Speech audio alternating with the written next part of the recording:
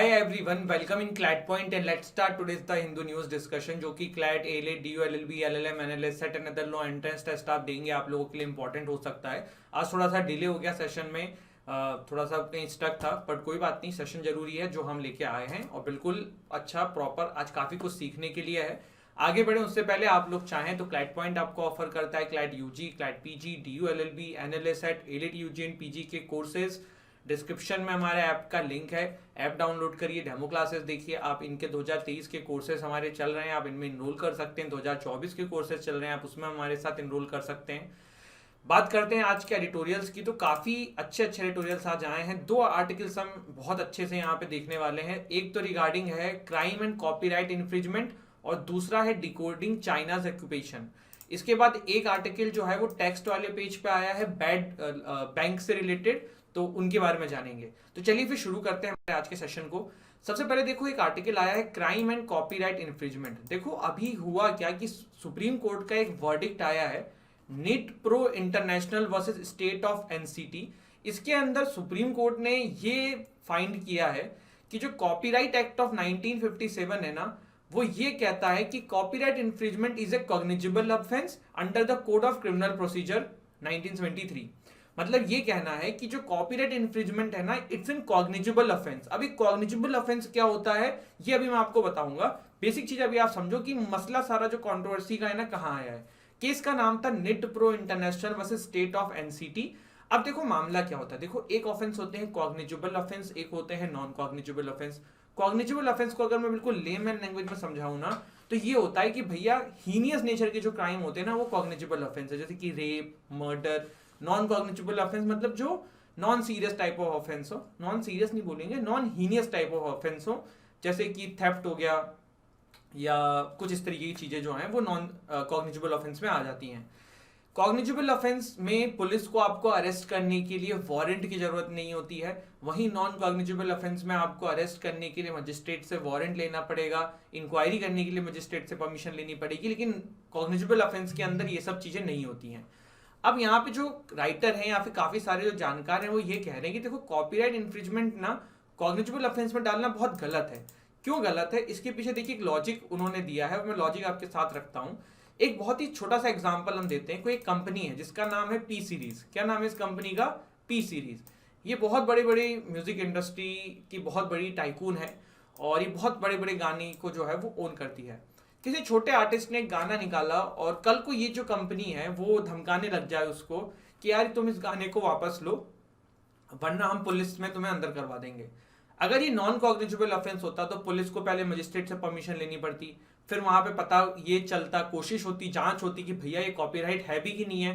But अभी जो है ना ये बड़ी बड़ी कंपनीज जो है ना ये छोटे छोटे लोगों को इस तरीके से डरा सकती हैं, धमका सकती हैं, और जिसके वजह से कॉपीराइट इन्फ्रिजमेंट को कॉग्निजेबल ऑफेंस में डालना नहीं अपने आप में बहुत चिंता का विषय है।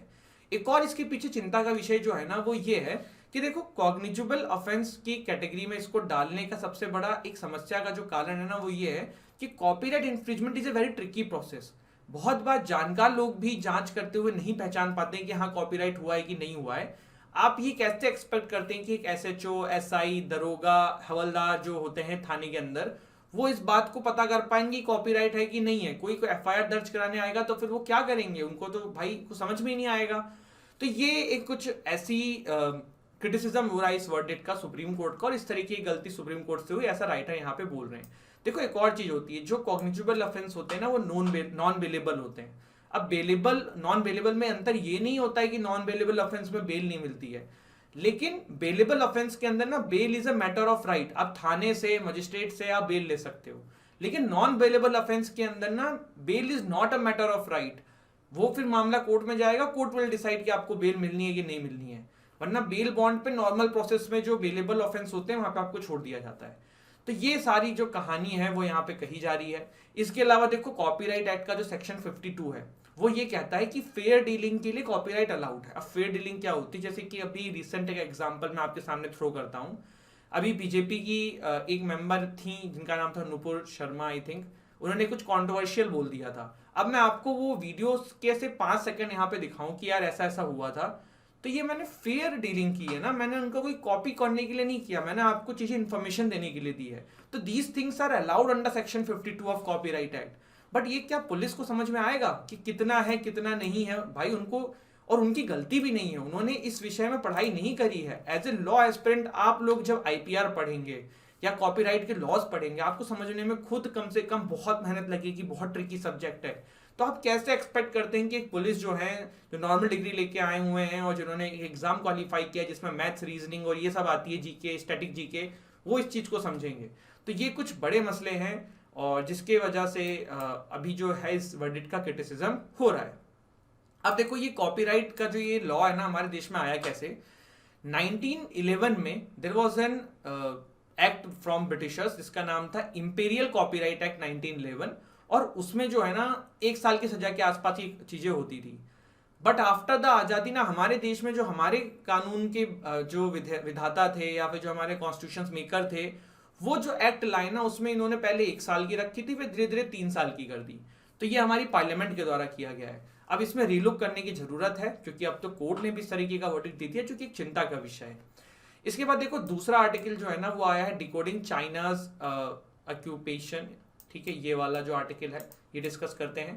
देखो अभी हुआ क्या है पता है आपको, हमने एक बार पहले भी डिस्कस किया हुआ। चाइना जो है ना यहाँ पे कंस्ट्रक्शन कर रहा है पेंगोंग त्सो के एरिया के अंदर। आज हम पूरा मसला नहीं देखेंगे, आज हम इसमें कुछ कुछ छोटे छोटे पार्ट देखेंगे जो आपके काम का है, जिससे आपको एक आइडिया लगेगा कि हो क्या रहा है। देखो 1962 में इंडिया एंड चाइना का जब वॉर हुआ था ना गाइस, तब इंडिया ये चीज मानता भी नहीं था कि चाइना जो है ना वो अटैक कर सकता है। नेहरू जी जो है ना चाइना को काफी सपोर्ट करते थे। नेहरू जी के ऊपर एक बहुत बड़ा क्वेश्चन मार्क भी लगा था जब चाइना ने इंडिया पे अटैक कर दिया था, क्योंकि आपने चाइना का इंटरनेशनल फोरम में सपोर्ट किया। जब तिब्बत को चाइना ने इलीगली ऑक्यूपाई किया था तब भी इंडिया चुप रहा था। यूएन में इंडिया ने आवाज नहीं ली थी चाइना के अगेंस्ट में, और चाइना से अच्छे रिलेशन मेंटेन करने की कोशिश करते थे, लेकिन चाइना ने वो हरकत करी 1962 के अंदर। तो चाइना जो है ना बहुत अनप्रिडिक्टेबल रहा है भारत के साथ हमेशा। और अभी क्या हो रहा है, चाइना जो है ना यहाँ पे कंस्ट्रक्शन कर रहा है। अब कंस्ट्रक्शन ये कर रहा है जो कि इंडिया को बिल्कुल पसंद नहीं है, लेकिन चाइना जो है ना वो ऐसे कंस्ट्रक्शन के लिए किस चीज का सहारा लेता है, वो ये कहता है हिस्टोरिकल एस्पेक्ट सामने थ्रो करता है। वो ये कहता है कि भाई पहले हमारे यहाँ पे सामान था, या पहले हम यहाँ पे रहते थे, पहले हमारा ये कंट्रोल था, कुछ इस तरीके की बातें। अब चाइना जब यहाँ पे कंस्ट्रक्शन कर रहा है ना, और अगर इंडिया भी कुछ नहीं बोलेगा तो पता है क्या होगा, कल को चाइना ना जब फिर कुछ मसला होगा तो इंटरनेशनल फोरम्स में ये बात थ्रो करेगा कि भाई इंडिया ने तो कुछ बोला ही नहीं था उस समय, हम तो कंस्ट्रक्ट कर रहे थे, अब क्यों बोल रहे हो। तो ये कुछ मसले हैं जो चाइना के साथ हमेशा देखने को मिलता है। अब देखो ना कुछ इंटरनेशनल लॉज देखते हैं इसके ऊपर जो हमारे सामने है। सबसे पहले देखो मैं आपके सामने रखता हूँ यूनाइटेड नेशन का जो आर्टिकल 2(3), यूनाइटेड नेशन चार्टर का जो आर्टिकल 2 सब क्लॉज 3 है एंड आर्टिकल 2 सब क्लॉज 4 है। ये जो है ना इस तरीके की चीजों को प्रोहिबिट करता है, to refrain in their relation with another from threat or use of force against the territorial integrity or political independence of any state or in any other manner inconsistent with the purpose of UN. All the members have to settle their dispute by peaceful means. अब क्या हो रहा है ना, China देखो ये बोल सकता है कल को यूएन में कि हमने देखो पीसफुल तरीके से रिजॉल्व किया, जो कोई वॉर तो हो नहीं रहा है ना, इंडिया के अगेंस्ट में हमसे लड़ रहा है। तो ये भी चाइना नहीं बोल सकता है। क्यों नहीं बोल सकता है? क्योंकि इंटरनेशनल कोर्ट ऑफ जस्टिस जो है ना वहां पे कुछ ऐसे वर्डिक्ट पहले भी हुए हैं। एक इजराइल और पैलेस्टीन का मामला था, if I am not wrong. Just a second, मैं एक बार ढंग से चेक भी कर लेता हूँ, मैं आपको कंट्रीज के नाम गलत ना कर दूं। चाइना को टेक प्ली द बिल्डिंग बिस, ठीक है, ठीक है। तो ये इजराइल एंड पैलेस्टीन का मामला था जो तक मुझे याद आ रहा है। कंट्री का नाम मुझे भी और ढंग से है नहीं, इजराइल का किसी कंट्री के साथ था, वो देख लेना आप, ठीक है। क्योंकि पैलेस्टीन का तो वो लोग अपने हिसाब से ही रखते हैं। The court took the position that the construction of a wall in the occupied Palestine territory case strongly indicated breach of Article 2(4). अब ये क्या हुआ था मैं बताता हूँ। मामला इजराइल एंड पैलेस्टीन का ही है। देखो इजराइल और पैलेस्टीन में जो पैलेस्टीन है वो इजराइल ने जबरदस्ती कैप्चर कर रखी है काइंड ऑफ, तो वहां पे इन्होंने ना वॉल बना दी थी।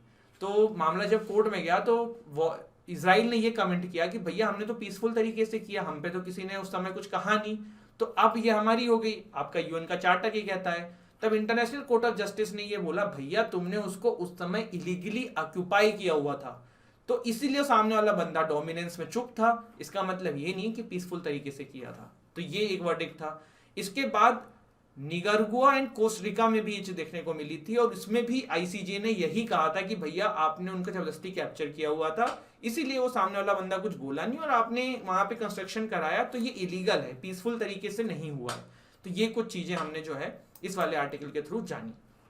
अगला आर्टिकल है of what good is a bad bank. अभी ये क्या है, आते हैं यहाँ पे। अभी हुआ क्या, फाइनेंस मिनिस्टर जो है हमारी निर्मला सीतारमन जी, इन्होंने एक आदेश जारी किया है, national assets reconstruction company NARCL जिसको शॉर्ट में बोलते हैं, विद इंडियन डेब्ट रिजोल्यूशन कंपनी IDRCL जिसको बोलते हैं, ये लोग मिलके बैड लोन्स जो भारत के अंदर हैं उनको समाप्त करने के लिए पहली बार इकट्ठा हो रही हैं और बैड बैंक की तरह सामने आ रही हैं। बैड बैंक होते क्या है, मैं आपको इसका थोड़ा सा पर्पस समझाता हूं। एक हाइपोथेटिकल एग्जांपल लेते हैं।